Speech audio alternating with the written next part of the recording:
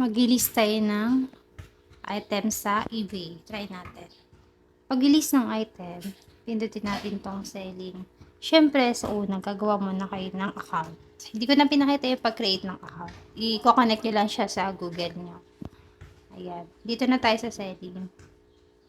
Tapos yun, pipindutin nyo tong list an item. Tapos, mag-search kayo ng connected dun sa item na ilalagay nyo. Bawa ako, all coins kasi yun sa akin, ganyan. Tapos, tingnan nyo yung result. Ayan, pipili lang kayo dyan. It's either US, Philippines, dito tayo, world coins, other, ganyan. Meron na kasi ako nakalagay dito. Tapos, pipili kayo dyan kung alin dyan yung connected sa ano. Bawa, ito, 1945, peel old, silver coin, ganyan. 10 centavo, old coin, ayan, ganyan. Silver. Ito yung pinili ko kasi yung sa akin kanina is silver. Ito, dito tayo. Meron na kasi nakalagay sa drops. I-continue na lang natin yan. Ayan. Ito yung sa drops ko. Ayan. Pag pag-add kayo ng picture, add photo. Ganyan. Record settings. Ayan. Ganyan lang. Tapos, may picture na kasi ako. Ayan. Ito ang pipindutin nyo yung plus sign. Tapos ito yung camera. Diretso kasi yung picture niya. Bawa yung camera.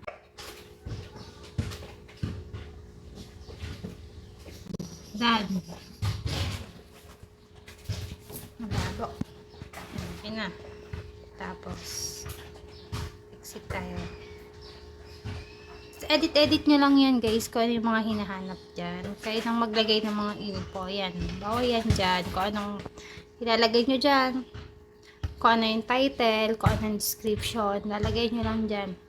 Tapos yung sa specific, ayan, yung pintness, km, number, may nakalagay na kasi yung ganyan eh.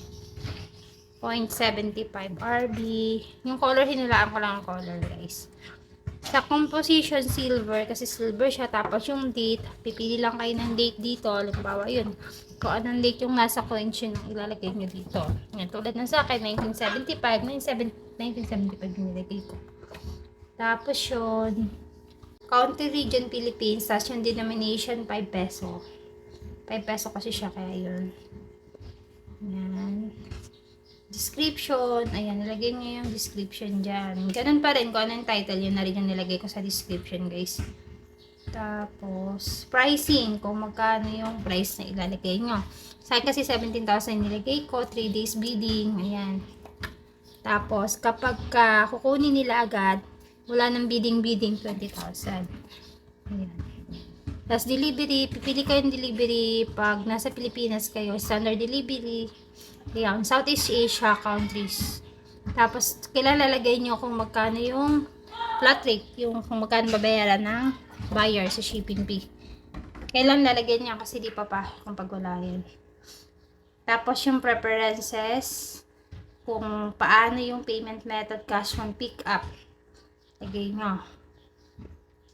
Tapos, Philippines, no return accepted.